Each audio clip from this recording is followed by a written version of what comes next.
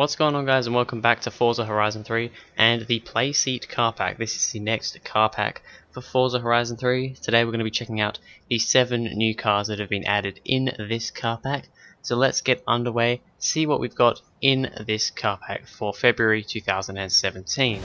First car is the Aston Martin DB11. Now this is probably, well, I mean, it is the fastest car in the pack, the most high performance, and it's quite a nice car. I've never driven a DB11 in any game because obviously it's a new car, it's a 2017 car, so I haven't driven it in any other game. It's the new James Bond car. Not that I really keep up with James Bond, but yeah, the DB11's alright. I'm not the biggest, I mean, I like the look of it. However, I think I'm more of a fan of like the DB9, you know, the V12 Vantage, the V8 Vantage, the new GT12, cars like that. I like the look of them a little bit better. They seem to have gone a bit more high tech with this one. However, it's still a pretty cool car and I quite like it. Up next is the Cadillac ATS-V. Now this car kind of surprised me a little bit. I actually thought this was already in the game. Turns out the CTS-V is already in the game, the sedan and the coupe version, I believe. Now this car isn't much different in my opinion to the CTS-V, that's the word, that's the name, should I say, it's not really a word.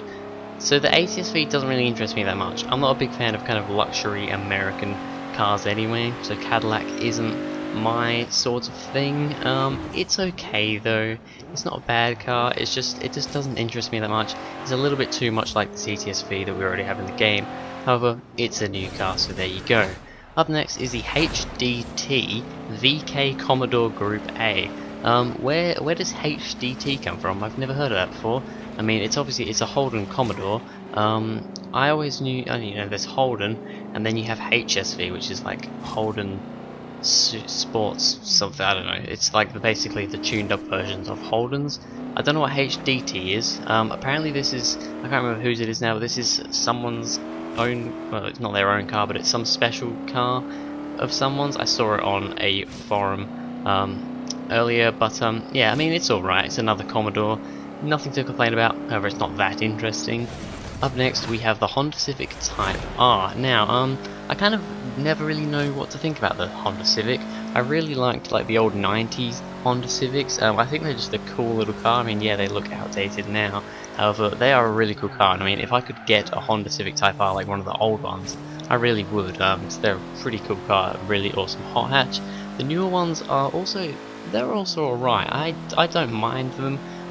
They look okay, a little bit strange from the back, however they're not too bad. The Honda Civic Type R, the new one, is an okay car. I will probably be doing a cross-country car build on this in a couple of days, so yeah, it's okay, I suppose. Up next we've got another Honda, the Honda S800. Now this is the car in the pack that I don't really care for. We get this in most car packs. There's always at least one car that I don't think anyone really cares for, and to me it's the S800, because I mean, in Forza, yeah, you want some low performance cars. I mean, this is only in D class. You want some low performance cars because you can upgrade them and make them ridiculous. However, if I don't know the car in the first place, then I don't really care. Like, I've never heard of this car before. The Honda S800, never heard of it. It looks a bit generic, looks a bit like a Datsun Speedster or whatever it's called. Yeah, it's not the most interesting thing. Next up, the Renault Alpine GTA Le Mans. Yeah, this is alright. It's kind of an old rally car, 1990, I believe. I think it's a rally car anyway. I know the Alpine used to be. Whether it was in the 90s, I'm not sure. But I don't mind the Alpine. It's an alright car. From standard, it's in, I think, C. No, I think it's in B class actually. C or B class. It's okay from standard. I think with some upgrades and stuff, this could make a really good rally car. And yeah, I mean, it's a nice car. There's not too much to say about it, but it's fairly nice. I don't mind it. Good to see it in the game, I suppose. And finally, we have the Vauxhall Corsa VXR. A Corsa. We got a Corsa. For some reason, at first I thought it was an Astra, but no, it's a Corsa. We already have an Astra VXR. Now we've got a Corsa. I don't really care for this car. I mean, once again, it's another car that you can kind of just chuck upgrades on and make. I mean, you can make a ridiculously powerful Corsa, which would be fun. and would be interesting.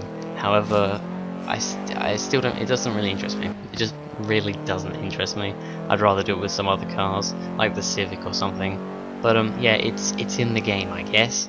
So there we have it. That is the Playseat Car Pack for Forza Horizon 3. I will be honest, I think this is the worst car pack so far. I'm going to go out and say that this is the worst pack so far. We've had some really good packs from Horizon 3, and this is probably the worst. The Aston Martin DB11 is pretty cool. I also quite like the Civic. The Commodore's alright. The Renault's alright. The Cadillac I don't really care for, because it's kind of just too much like the ATS-V, and it's not really my sort of thing. However, if you like that sort of thing, you'd probably like it, I suppose.